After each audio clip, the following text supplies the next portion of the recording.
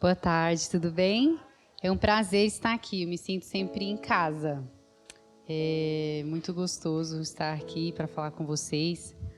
E eu quero compartilhar algumas coisas que Deus colocou no meu coração para a gente falar. E achei legal que tem a ver com o que a pastora Eliane estava falando aqui também. Quando eu estava pensando no que falar, algo veio no meu coração. Que existe uma comparação que mata e uma que constrói. Mulher é mestre em se comparar com os outros, não é? Compara a vida, compara a roupa, compara o cabelo, compara tudo, né? Uma reunião de mulheres, muitas vezes é uma coisa de ver detalhes, porque é o jeito que nós somos. A gente tem que ter cuidado para usar isso como algo positivo e não negativo. E aí, obrigada. Eu estava vendo que a comparação que mata é quando eu quero ser e ter o que uma outra pessoa é ou tem. Quando eu olho no Instagram e eu vejo uma outra pessoa e eu quero ser quem ela é, eu quero ter o que ela é, esse tipo de comparação mata. Mas a comparação que constrói é quando eu quero crescer para me tornar melhor e ter mais, tendo alguém como inspiração. Parece a mesma coisa, mas é totalmente diferente. São duas comparações. Sim, eu posso me comparar no sentido de ter alguém para me inspirar a crescer, e eu acho que todo mundo precisa disso. John Maxwell, por exemplo, fala que todo mundo é a média das 5 pessoas que mais convive com. E a verdade é que as pessoas que você mais convive, ou elas te empurram para baixo, ou te empurram para crescer, para cima. E aí, muitas vezes a gente está tendo que ver com quem que a gente está vivendo todos os dias. Inclusive, se a gente está num círculo que a gente é sempre a pessoa que ama mais a Deus, que sabe mais sobre Deus, que é a pessoa mais correta, que é a pessoa que está no topo de tudo, a gente está precisando de outras pessoas para nos encorajar a crescer também. Não que não seja certo você estar no meio dessas pessoas influenciando. Sim, precisamos estar.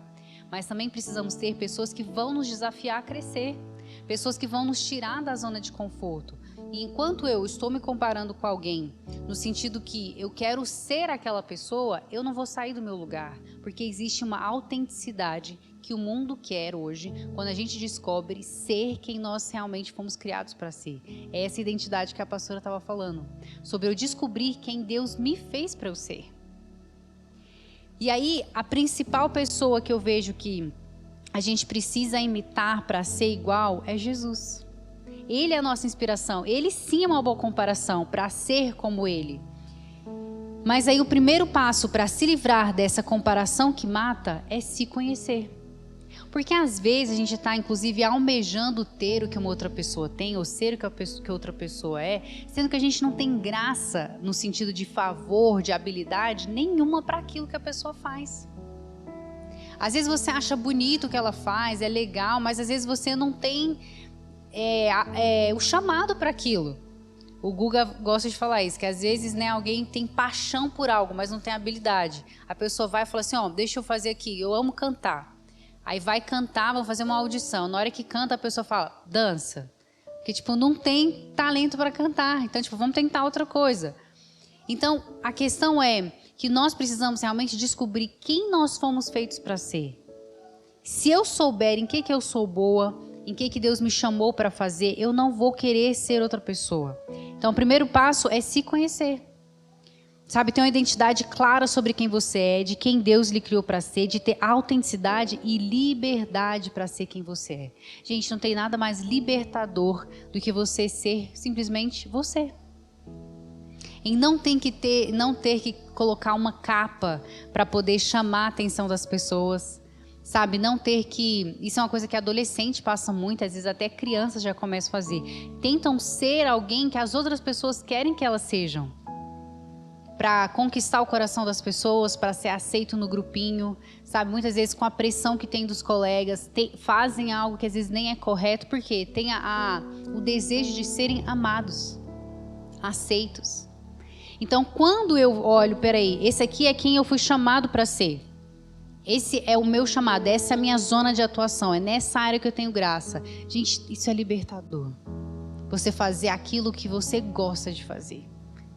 Sabe, a vida, ela é tão breve pra gente ficar gastando tempo com coisa que a gente não gosta. Com coisa com a vida que é pesada, sabe? Eu acredito realmente que Deus nos fez para ter uma vida leve. E o segundo passo para se livrar dessa comparação que mata, primeiro é se conhecer. O segundo é conhecer mais a Deus. Querer ser mais como Jesus. Sabe, realmente manifestar o caráter cristão. Quando a gente fala de vivenciar, por exemplo, o sobrenatural, como a gente estava falando, o profético, a gente está querendo nada mais, nada menos do que fazer cumprir a oração de Jesus do Pai Nosso. Que venha os céus como é na terra, que seja nos céus, que seja na terra como é nos céus. Então a gente quer refletir isso, é ter esse efeito espelho, é como é lá em cima ser aqui. E a gente só consegue reproduzir aquilo que a gente conhece. Então eu preciso conhecer mais a Deus, eu preciso conhecer Jesus. E aí é o que eu quero focar aqui. Eu gostaria que você abrisse a sua Bíblia, por favor, em Gálatas, no capítulo 5, versículos 22 e 23. Nós vamos ver algumas coisas aqui que é muito relacionado o fruto do Espírito, que inclusive é no singular, a gente vai ver aí, que é uma manifestação que nós podemos ter dele na nossa vida, por completo. E a gente vê aquilo que Deus realmente tem para as nossas vidas. Alguém pode ler, por favor? Gálatas 5, 22 e 23.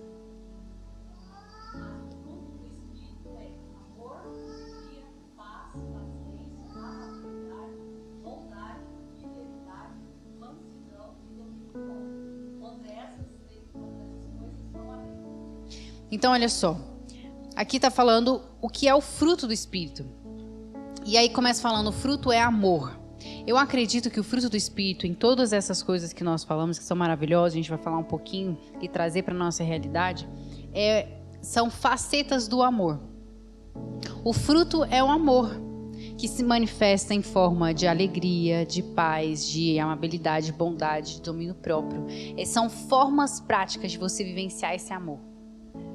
Mas o fruto, ele é singular. Não é que tipo assim, nossa, eu estou precisando mais de domínio próprio. Deus, me dá mais domínio próprio. Como se fosse uma fruta aquela. Não, o fruto, ele é completo.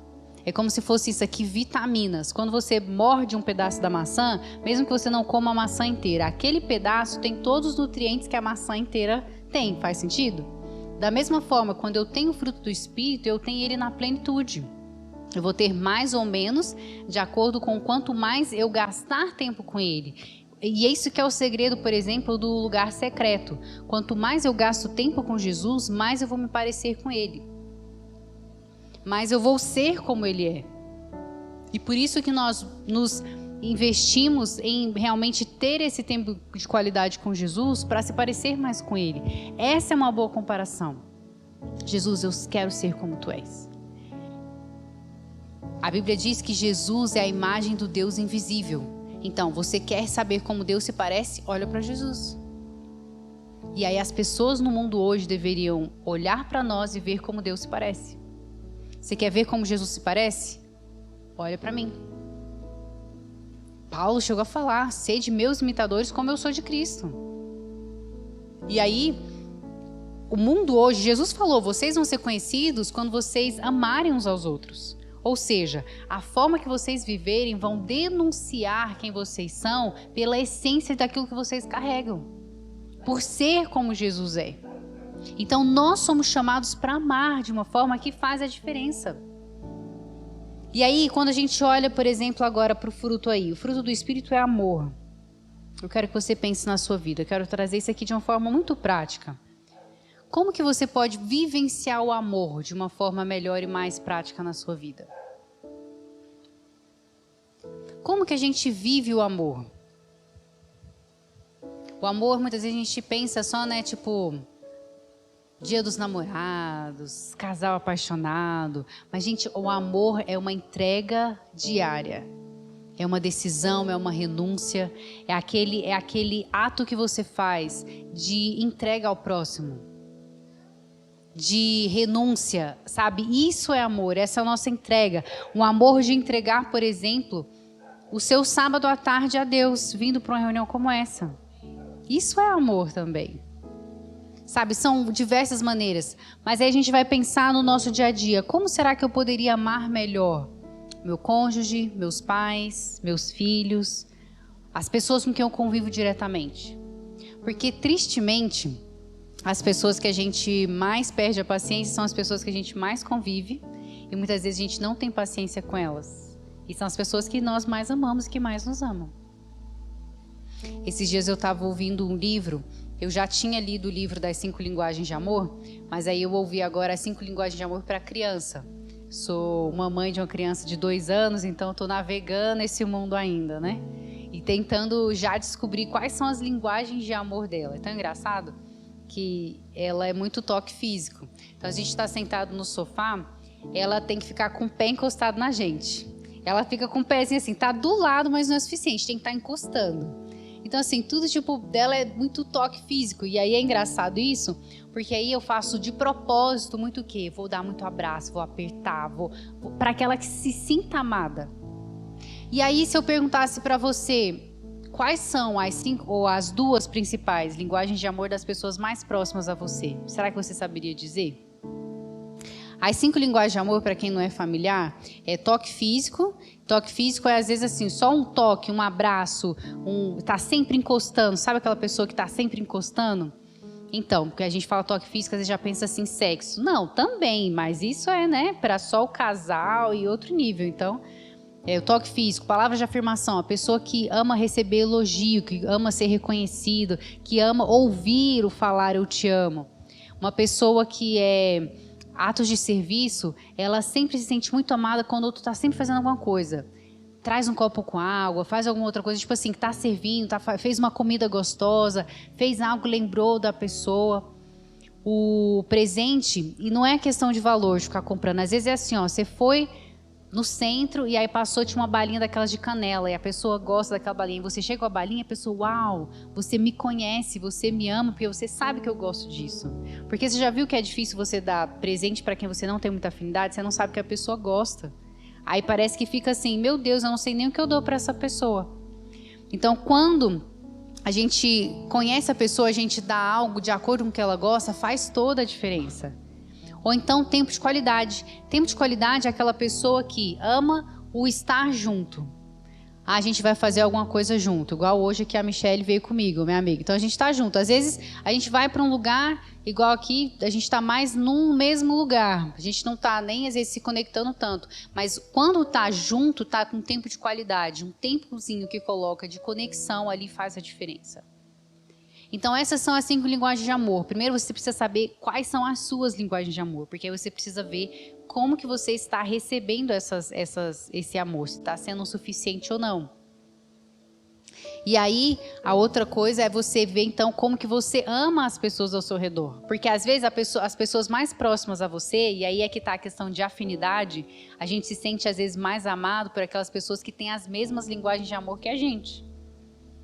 Mas se forem diferentes, aí parece que a gente não ama, ou que a gente não é amado. Isso acontecia, por exemplo, comigo enquanto foi revolucionário, quando eu descobri esse negócio de linguagem de amor. Porque eu tinha a impressão, e eu sei que pais amam, mas tem a questão de afinidade, que a impressão era que meu pai era mais fácil me sentir amada por ele do que pela minha mãe. Só que aí eu fui descobrir as linguagens de amor minha e do meu pai eram as mesmas e da minha mãe eram diferentes. Então a minha mãe estava sempre me amando, mas eu estava me sentindo amada, vendo amada, porque meu pai estava falando a minha linguagem. Faz sentido? Então, a questão é de eu olhar para as pessoas que estão mais próximas a mim, e realmente quando a gente olha para a nossa vida, a gente vê que o que mais importa são os relacionamentos, são as pessoas, são aquilo que a gente está construindo que vai permanecer eternamente. E aí a gente vê como é que eu estou amando. Eu estou aprendendo a amar, eu estou amando a pessoa na forma que ela precisa ser amada. É suficiente isso. Então aí a gente vê como é que eu estou amando, como é que... Quantas são casadas aqui? Deixa eu ver, levanta a mão. Muitas. Se eu perguntasse agora, se você fosse falar aí, quais são as 2 principais linguagens de amor do seu cônjuge, será que você teria com clareza? Se ficou na dúvida, aí já precisa pensar claro e fazer de propósito. E aí, se às vezes não está fazendo, às vezes o cônjuge não está se sentindo amado. E sabe que isso é um dos lugares mais perigosos e é onde mais acontece traições nos casamentos? É porque as pessoas não estão se sentindo amadas. E é engraçado porque às vezes a pessoa fala assim, né? Às vezes vão fazer terapia, não chega a chegar uma traição assim, mas estão com problema de casamento, vão fazer uma terapia. E aí vai falar, eu não me sinto amada. E aí outro cara fala assim, mas como não? Eu tô te amando o tempo inteiro, dou tudo pra ela. Mas às vezes a linguagem de amor dela não é presente. Queria que ele ajudasse com as coisas em casa, lavasse louça de vez em quando, fizesse alguma coisa. Então, é como eu estou amando que faz toda a diferença. E sabe, Deus nos dá força para amar na força dele, do jeito dele. Amar além das nossas habilidades. É por isso que a gente consegue amar as pessoas que a gente nem conhece, que a gente vê uma vez e fala, eu te amo no amor de Cristo, porque não é baseado no meu querer, no meu ver, é no amor dele por mim. E é através de mim que nós amamos. Uma oração que eu faço às vezes é, Deus, expande a minha capacidade de amor, aumenta o meu coração. E isso a gente vai fazer porque eu vou amar através do coração dele. Falo, Deus, eu quero olhar para as pessoas como o Senhor vê. Eu quero olhar para elas e não ver aquilo que eu estou vendo, mas o que o Senhor vê. E isso vai requerer uma dose maior de amor. E aí é essa manifestação. Quando eu vejo Jesus, por exemplo, que cara amoroso. É muito engraçado porque a gente vê muito filme cristão, que já é o filme cristão. Você senta sabendo que você vai ver um filme sobre Jesus. Falando em filme, essas coisas, vocês assistem a série The Chosen? Já ouviram falar? Quem não ouviu é muito legal. Baixa o aplicativo. No YouTube tem um outro episódio, tem duas temporadas já, tá para sair a terceira. E é assim, é bíblico, mas eles mostram o conceito. É como se fosse o por trás das câmeras, a contextualização. Então, tem as coisas do que são bíblicas, mas histórias que não estão na Bíblia. Mas claro que aconteceu muita coisa que não está escrito na Bíblia. Por exemplo, todo mundo sabe do sermão do monte, das 5.000 pessoas que estavam ali observando e tal. Num dos episódios, eles mostram a preparação para esse sermão. Jesus preparando o que ele ia pregar, pensando, conversando com Mateus, o que você acha disso? Tipo assim, as anotações, como se fosse assim, né, da palavra. Aí os outros discípulos vendo a logística, aonde que vai fazer, uma estrutura de palco, mais ou menos assim, onde que Jesus ia falar. Coisas que, tipo, eu nunca tinha pensado. Parece que aconteceu de repente assim, aconteceu. E na verdade não, tem muitas coisas que a gente nem para pensar. Então é legal a gente pensar sobre isso. Mas aí, onde eu estava assistindo um filme com o Brennan, e aí eram desses filmes de Ben-Hur, sabe? Então, tipo assim, Império Romano, aquele negócio. De repente, gente, quem que aparece lá no filme? Jesus. Então, sabe o que foi engraçado? Porque eu não estava esperando Jesus aparecer no filme, porque não era um filme cristão. Estava assistindo um filme de guerra, de Império Romano e tal. Mas aí aquilo deu um clique na minha cabeça. Eu falei, gente, esse era o contexto histórico que Jesus estava vivendo. Era o contexto do Império Romano, de olho por olho, dente por dente. E aí, justamente naquele contexto de guerra, de arma, de coliseu, aquela coisa louca, aí aparece esse cara tipo paz e amor, tipo pregando perdão. E aí a gente começa a entender melhor o que realmente Jesus era na representação de amor. Então Jesus, ele amava algo que era fora de série, era como assim, algo extraordinário. E a gente precisa aprender a ter esse nível de amor. Um amor que constrange, um amor que para por um. Aquele amor que literalmente constrange as pessoas. A Heidi Baker, para mim, é a pessoa que eu conheço que mais se parece com Jesus. E ela tem um livro que fala, eu acho que é isso, O Amor que Constrange, o nome do livro. E é legal porque você vai ver esse amor que você ama tanto a pessoa, que você, naquele amor que não espera nada em troca, que literalmente as pessoas não estão acostumadas a receber esse tipo de amor. E é um amor que constrange. Então, você quer se comparar a alguém, compare a forma de amar de Jesus. Aprenda a amar mais profundo com ele. A alegria. A alegria é uma coisa tão interessante que às vezes a gente acha que é baseada num sentimento. E eu acho legal, eu amo inteligência emocional. Amo aquele desenhozinho da Disney que fala divertidamente, que tem as emoções, tem a raiva, a alegria, o nojo, a tristeza, que são as emoções básicas. E a gente vê quem é que está na sala de controle. É um filme excelente para vocês assistirem, inclusive com crianças, mas vocês também, porque um dos principais elementos da inteligência emocional é você saber reconhecer e controlar as suas emoções. Então, você saber qual que é a emoção que está governando aí é muito importante. Mas a alegria do fruto do Espírito não é um sentimento. A alegria, como a gente canta, né, música antiga, a alegria está no coração de quem já conhece Jesus. Esse sentimento, essa alegria não é porque está tudo bem, não é porque as circunstâncias estão tudo no lugar, é uma alegria que é sobrenatural. É uma alegria, tanto é que a Bíblia diz que a alegria do Senhor é a nossa força. Ou seja, quando você estiver triste, para baixo, você peça para Jesus, fala: Jesus, me dá a sua alegria, porque é a sua alegria que me é a força. Às vezes a gente acha assim, eu preciso de alegria para ter força. Eu falo, não, é a alegria dele que vai me trazer força, e essa força vai me trazer alegria. É o contrário.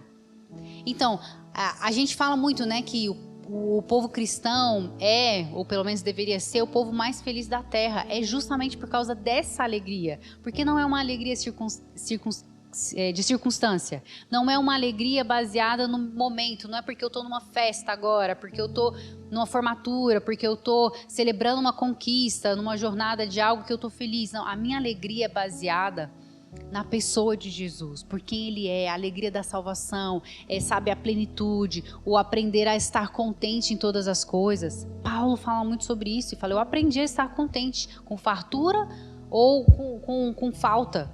Então eu tô aprendendo a estar ok, estar contente, estar feliz, se está tudo bem ou se não está tudo bem.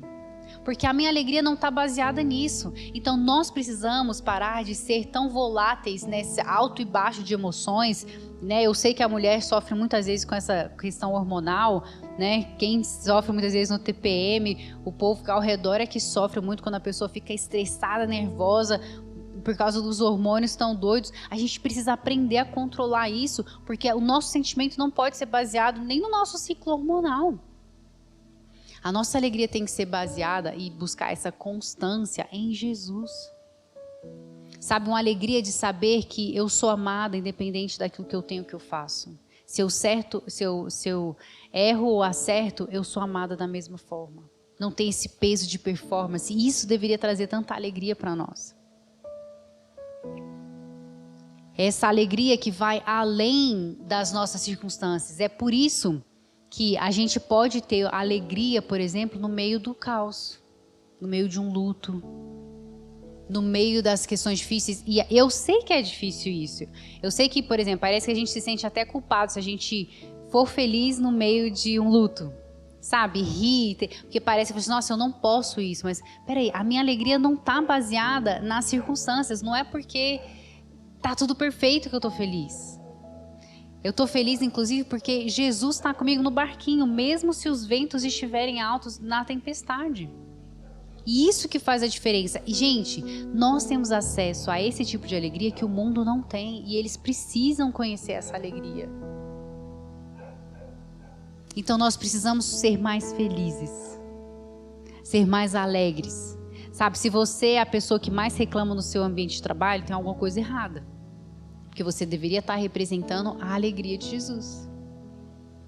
É claro, gente, que isso não significa que você não pode ter problemas, que você não pode ter dias ruins, que você não pode ter dias tristes. Não. Eu, inclusive, falo no meu livro, quando eu falo sobre o processo de luto, eu falo, é preciso abraçar a tristeza. É preciso abraçar o processo de luto. Você tem que chorar, você tem que ficar bad, você tem que ficar ruim, porque você tem que vivenciar isso. Você tem que entender o que você perdeu e isso vai te trazer tristeza. Isso é normal e é saudável. A gente precisa disso. Mas eu não vou ficar naquele estado. É um sentimento que eu vou entrar em contato.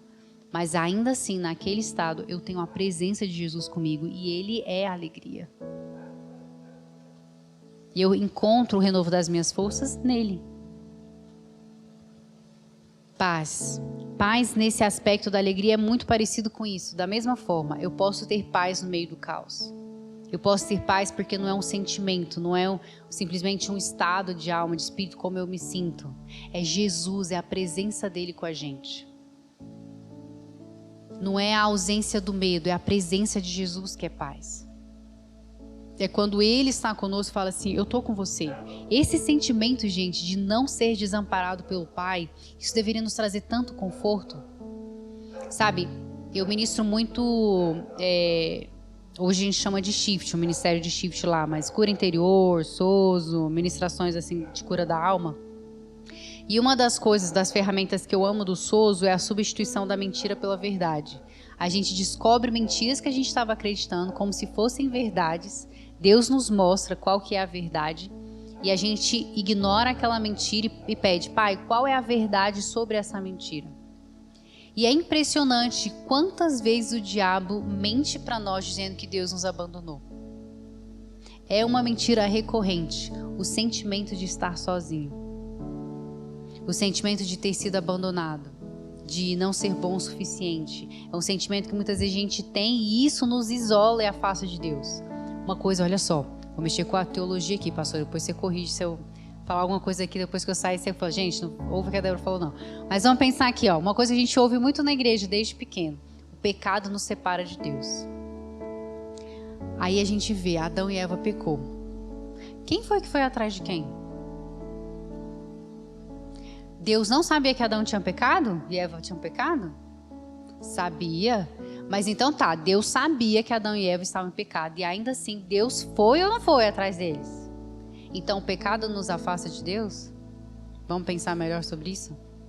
Quem é que se afasta de quem? Geralmente é o homem. Quem foi que se escondeu de quem? Sim, ele estava em pecado e ele se afastou. O pecado, agora vamos ser mais teológica aqui, para a pastora depois não ter que me corrigir aqui. O pecado, sim, ele quebrou uma conexão com Deus, mas Jesus veio e restaurou. Então, não existe isso, tipo, de um lugar escuro demais que Deus não possa nos encontrar. A gente pode encontrar amor em todos os lugares, porque Deus vai em todos os lugares. E essa que é uma questão, por exemplo, do cristão. Às vezes a gente quer se afastar para não contaminar a luz, mas a luz ela foi feita para brilhar nos lugares escuros. A gente tem que ir onde existe trevas. E às vezes a gente fica com medo, sim, mas a gente não pode deixar o medo nos tomar conta, porque o amor lança fora todo medo. E esse amor, quando joga fora o medo, eu vou ter o quê? Paz. Essa paz. Então eu quero perguntar para você, que área da sua vida que você está precisando mais vivenciar paz? E para vivenciar paz, você vai ter que abrir mão da ansiedade. Porque a ansiedade é aquele medo, aquela agonia que eu não tenho controle, como que vai ser o futuro, e como que vai ser as coisas, e o dinheiro para pagar a conta, e o futuro dos meus filhos, e meu casamento, e minha vida profissional, e tudo. Você está pensando naquela ansiedade e você não consegue ter paz. Quando você descansa naquele que é o princípio da paz, aí as coisas mudam. Você precisa ser essa pessoa que carrega paz. De mudar o ambiente, de onde você entra no seu trabalho, na sua casa, na sua vizinhança, na igreja, onde você for, as pessoas vão conseguir sentir essa paz. Final de semana passado, parece coisa boba, gente, mas isso faz diferença. Esse final de semana passado a gente fez uma reunião dos ex-alunos da Escola Nova Geração, que o pessoal, a gente já estava passando centenas de gente pela escola, e a gente fez uma reunião presencial. E aí, uma das meninas é acostumada a trabalhar com eventos, então ela estava toda agoniada e correndo de um lado para o outro e arrumando. Aí eu nessa paz minha, na tranquilidade, todo mundo fala que eu tenho, realmente sou. Aí eu entro lá e falei, tá precisando de ajuda? O que eu posso fazer para ajudar? Aí ela falou assim, nossa Débora, você carrega uma paz tão grande, eu preciso entrar nessa vibe sua aí, porque eu tô tão num molde evento que eu tô assim, acelerada e tal. E às vezes uma coisa como essa, de você entrar e conseguir trazer paz para uma pessoa assim, que isso muda a situação. A pessoa, quando ela fica nessa ansiedade, ela não consegue nem pensar direito, não toma boas decisões. Quando ela consegue respirar, dar um passo para trás, analisar a situação, ela consegue usufruir melhor dessa paz e tomar decisões melhores. Então, eu quero que você pense, como na sua vida você pode vivenciar mais a paz? Como que você pode trazer isso de uma forma prática para o seu dia a dia? Paciência. Essa aqui é uma difícil, para a mãe, porque testa a paciência da gente todos os dias, Eu tô na fase da criança dos 2 anos. Quem é mãe já sabe. Até ri, Porque aí é uma criança que tá, testando limites. Quando você fala não, ela faz a mesma coisa 100 vezes. O Brandon esses dias falou assim, eu tô ficando preocupada com ela. Achando que ela que tinha um problema, sabe? Seu filho assim lindo, isso é normal da idade, lê pra você ver. Eles fazem isso mesmo, achando que ela era a criança desobediente. Eu falei assim, criança faz isso, sabe o que ela tá fazendo? Ela tá testando o limite. Quando fala não, e ela vai lá e faz de novo, ela quer saber se você vai falar não de novo. E ele achando que ela estava fazendo para provocá-lo, para pirraçá-lo. Eu falei, ela não tem inteligência emocional para isso, ela não está fazendo isso não. Ela está testando o limite. E aí é interessante a gente ver isso, que a nossa paciência, ela vai sendo moldada pelos eventos ao nosso redor e a gente não pode se curvar aos problemas da nossa vida sem a paciência. A gente precisa exercer o fruto do Espírito. O que você precisa ser mais paciente? Com o quê? Com quem? Às vezes é com seu bichinho de estimação, coitado. E às vezes a gente fica com tanta raiva nas situações que a gente acha alguém para descontar. E é geralmente a pessoa que está mais próxima de nós. Vamos exercer a paciência. David Tyrus fala muito sobre essa questão do lar. E ela fala que a mulher é a responsável pela atmosfera do lar. E ela fala muito sobre paz e amor. Que a mulher, ela tem que criar esse ambiente. Que qualquer pessoa que entrar na casa, seja uma visita, seja o marido, seja qualquer outra pessoa, a pessoa deveria sentir esse ambiente de paz e amor. Aí eu pergunto, às vezes você não tem a sua casa, vamos pensar no seu quarto então. Qual que é o sentimento que alguém sente quando entra no seu quarto, na sua área, na sua casa? Se a pessoa pudesse definir o sentimento que ela tem quando ela entra na sua bolha, na sua atmosfera, que sentimento que seria esse? Aí, às vezes você pensa assim, nossa, nem sei, porque você não estava construindo de propósito essa atmosfera. Mas a questão é, você constrói conscientemente ou não, você está construindo esse ambiente. E a Dev fala para a gente fazer muito isso de forma consciente, mulher, em amor e paz. As pessoas têm que entrar nesse ambiente da sua casa, assim. E tem muitas vezes, né, e eu sei que hoje em dia, né, não tem isso, das vezes só a mulher ficar em casa e o homem sai para trabalhar. Às vezes a mulher sai para trabalhar, o homem fica, ou vice-versa, ou os dois saem, muita coisa. Então, muitas vezes, né, o marido chega antes, então não é só a questão do homem chegar em casa e sentir aquele ambiente. Mas o que é que a própria mulher sente quando ela chega em casa? E muitas vezes maridos chegam em casa, eles têm vontade de sair, porque o ambiente em casa é um ambiente rixoso, de briga, de contenda, de desgaste, de falta de paciência e tal. E não quer dizer de novo que está tudo tranquilo. É um ambiente muitas vezes caótico, de criança gritando, chorando, não dormindo. Então assim, mas é um ambiente que é para ter paz e alegria. E essa é a nossa responsabilidade. Eu quero que de verdade você pense, como que eu posso fazer isso de forma prática na minha vida? E às vezes isso significa em pedir mais perdão, em reconhecer e elogiar, fazer coisas que vão realmente trazer de uma forma prática isso para o ambiente. A amabilidade tem muito a ver com amor, mas é o ser amável. Sabe uma pessoa que é legal, que é gostoso você lidar com? Uma pessoa que é sempre dócil, esse tipo de pessoa que a gente precisa ser. Eu imagino que é Jesus, assim. Igual o The Chosen, o aplicativo do vídeo lá, depois vocês vão ver. Parece que você conversa, é um cara que você quer estar junto, que ele é muito amável, é dócil. É uma pessoa que é gostoso você estar junto, que é educado. Mesmo quando a pessoa às vezes vem dar uma patada, ele vem com uma mansidão. E a gente precisa disso. A paciência, a amabilidade, ela é muito conectada aqui também com a mansidão. Mansidão é essa pessoa mansa, tranquila, sabe? Que parece que está sempre tudo bem. Uma pessoa que tá tipo assim, tá de boa, é pacificadora. E às vezes tem gente que já assim, é rixosa, né? Vai uma coisinha, bota lenha pra você brigar mesmo. Nossa, isso é um absurdo, não pode deixar isso mesmo não, de jeito nenhum. E aí às vezes você fala, não, calma, por que será que a pessoa fez isso? Às vezes a pessoa fala assim, nossa, você viu que a fulana nem me cumprimentou? Nossa, é mesmo, né? Eu acho um absurdo, uma falta de respeito, de honra isso.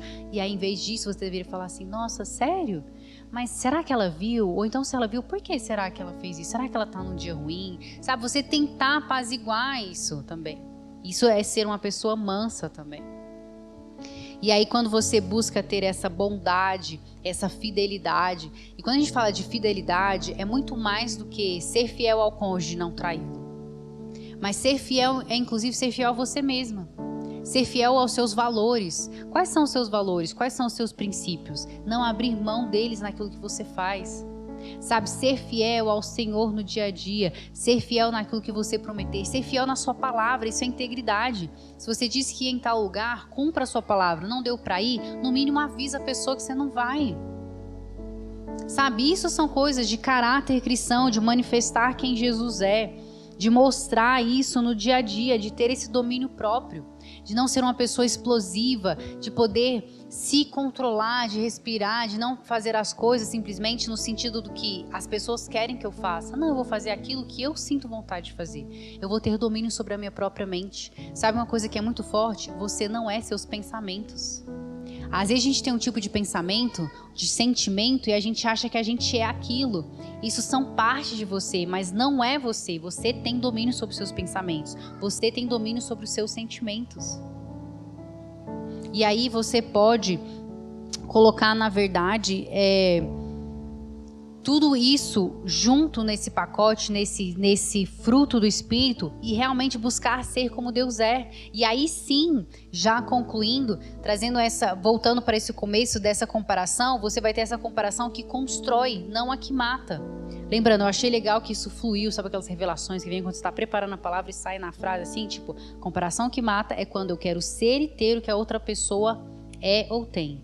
Mas a comparação que constrói é quando eu quero crescer para ser melhor e ter mais, tendo alguém como inspiração. Então veja só, o problema não é querer ter mais ou ser mais. É eu querer ser ou quem não é para mim. Não sou eu. E eu posso ter pessoas como inspiração. Mesmo que eu veja assim, nossa, aquela pessoa é uma inspiração para mim. Mas ainda assim, a minha identidade é tão clara, eu sei quem eu sou, eu sei o meu chamado, que eu não quero ser aquela pessoa, eu quero ser eu. Mesmo que eu me inspire em quem ela é. Mesmo que eu inspire em ser mais como ela é. E é legal a gente ver a conexão do fruto e dos dons do Espírito. Porque lembra quando Paulo está ensinando sobre os dons, lá em 1 Coríntios 12, aí ele fala sobre os dons, todos os dons lá. Aí vem 1 Coríntios 13, que é talvez o texto dos mais pregados em casamento, que fala sobre o quê? O amor. E aí volta para 1 Coríntios 14, falando sobre a profecia, o dom da profecia especialmente. Aí você pensa assim, olha, acho que o capítulo 13 ficou perdido. Capaz que quando a pessoa estava transcrevendo lá, a página misturou e ficou. Não. Está no lugar certo, porque Paulo estava dizendo que o amor, ele é a base dos dons. Ele tem que ser a finalidade e a forma com que você faz. Os dons só vai ter sentido se for o amor. Aí lembra agora quando a gente está falando do fruto do Espírito, que é singular, e qual que é o primeiro que ele fala? Que o fruto do amor, o fruto do Espírito é? Já dei a resposta. Amor! Então a gente vê essa conexão entre viver o fruto do Espírito e os dons do Espírito, tudo conectado em amor. E assim, quando eu me coloco nessa posição para viver isso, eu vou me parecer mais como Jesus. E aí é nesse parâmetro de comparação que a gente tem que ter de ser como Jesus, a gente se colocar nessa posição diária para crescer e melhorar. Então, mulher, eu quero te desafiar. Queira crescer todos os dias. Queira melhorar, mas se compare com alguém que você deve se comparar. Tira toda comparação que não é saudável. Tira a comparação, e às vezes a comparação é com você mesma. Às vezes é algo que aconteceu no passado e você está presa. Você não pode ficar fazendo esse tipo de comparação que mata. Você precisa da comparação que vai te construir, que vai te fazer crescer, que vai fazer você melhorar. E eu quero orar agora por você também, para que Deus traga para a sua vida pessoas, para você se juntar e poder crescer. Pessoas que vão ser fonte de inspiração para você, pessoas que vão ser fonte, e talvez, sabe, muitas dessas pessoas estão aqui, ó, olha para o seu redor, do seu lado. Pessoas que vão te ajudar a crescer na comunhão com Deus, para ser uma esposa melhor, uma mãe melhor. E às vezes são pequenas coisas, pequenos atos que fazem toda a diferença. Nós estamos escrevendo a história da nossa vida todos os dias. E como nós vivemos faz toda a diferença. Amém? Eu gostaria que você ficasse de pé então. Eu quero orar por você. Orar para que você aprenda a se comparar da forma correta. E que você se compare em amor, com paciência. E eu quero finalizar falando inclusive uma coisa. Esses dias eu vi algo que eu tenho trazido muito isso para o meu dia a dia. A pessoa falou assim, como é o seu pensamento? Você geralmente está falando consigo mesma? Geralmente a gente fala com a gente mesmo o tempo inteiro, né? E aí eu vi uma pessoa falando assim, na verdade estou juntando duas coisas que eu vi, mas deixa eu terminar uma coisa, senão vai fazer confuso, né? Uma pessoa falou assim, em vez de falar consigo mesmo nas coisas, converse com Deus. Então, em vez de eu falar assim, nossa, que coisa, tá chovendo hoje, né? Aí eu falo assim, poxa Deus, mesmo que eu mude, porque se eu falar poxa Deus, aí eu não vou reclamar do mesmo jeito que eu ia falar antes, né? Fala, tá chovendo de novo, bem que o senhor podia mandar um solzinho, né, tal, dá para não chover à tarde na hora da reunião das mulheres, tal. Aí às vezes, tipo assim, quando a gente muda já com quem a gente está falando, a gente já muda a forma de falar. E aí outra coisa que eu vi esses dias, a pessoa falando, que tem as duas coisas conectadas, ela falou assim, se você seria amigo de uma pessoa que fala com você como a sua mente fala com você mesmo, às vezes a gente é tão má com a gente, às vezes a gente fala de forma tão negativa, é ou não é? A gente coloca a gente pra baixo, nossa, mas que burrice, hein? Nossa, como você é idiota. Aí, tipo assim, se você seria amiga de alguém que falasse com você assim o tempo inteiro? Provavelmente não. Se você provavelmente não tem um amor próprio, você está acostumado a estar em relacionamentos abusivos e você aceita isso. Não deveria. Você deveria ter limites saudáveis. Indico o livro Mantenha o Seu Amor Aceso, do Dennis Silk. Mas aí é nesse aspecto que eu gostaria de te desafiar, sabe? No seu pensamento, em como você está pensando, em como você está conversando consigo mesmo. E transforma essa conversa consigo mesmo em conversa com Deus, mesmo que seja o dia a dia. Poxa, Deus, me ajuda nisso. Poxa, Deus, e aquilo? Nossa, Deus, isso aqui e tal. Em vez de você colocar... Porque aí você vai conseguir manter esses pensamentos mais positivos e não tão focados no negativo. Amém? Então, cuidado com o que você está pensando, a forma que você está pensando. E eu sei que Deus vai te ajudar a crescer nisso aí. Amém? Coloca a mão no seu coração. Espírito Santo de Deus, eu oro para que verdadeiramente nós possamos viver na prática de uma forma linda o fruto do Espírito. E eu peço que o Senhor venha nos ajudar a viver isso de uma forma que impacte o mundo ao nosso redor. Eu oro, Espírito Santo, para que o Senhor possa abrir os nossos olhos, para que nós possamos ser pessoas melhores em tudo que nós fazemos. Eu oro, Espírito Santo, por uma capacidade de ouvir a Tua voz melhor, a ter uma capacidade de controlar os nossos pensamentos, em sermos pessoas que realmente buscam a Tua presença de uma forma real. E eu oro, Espírito Santo, para que o Senhor venha nos ajudar a discernir a comparação que mata e a comparação que constrói. Para que possamos nos comparar com Jesus, a realmente ter esse caráter cristão e ter inspiração em pessoas que vão nos fazer crescer. Eu oro, inclusive, Deus, para que o Senhor venha trazer para o círculo de amizade de cada um aqui, inclusive no meu, pessoas que vão nos fazer crescer, pessoas que vão nos desafiar a ser melhores, pessoas que vão nos ajudar a ser melhores filhas, esposas, mães, profissionais, em tudo que nós fizermos. Eu oro para que o Senhor nos leve e eleve a um outro nível. Jesus, nós queremos vivenciar os céus na terra. Nós queremos representar quem Tu és. Ajuda-nos a ser a manifestação do Deus invisível, como o Senhor foi. Que as pessoas olhem para nós e vejam Jesus. Que as pessoas olhem para nós e vejam o amor. Que as pessoas olhem para nós e vejam que é real a Tua presença, porque nós estamos manifestando um amor que se parece com algo. Assim eu oro, Espírito Santo de Deus, para que possamos vivenciar isso. Em nome de Jesus. Em nome de Jesus. Amém? Então coloque essa palavra em prática. Coloque isso para você vivenciar. Eu sei que isso vai fazer diferença aonde você for. O Espírito Santo de Deus quer que você se compare com Ele e cresça de forma saudável. Amém? Deus abençoe vocês. Amanhã a gente está junto novamente, né?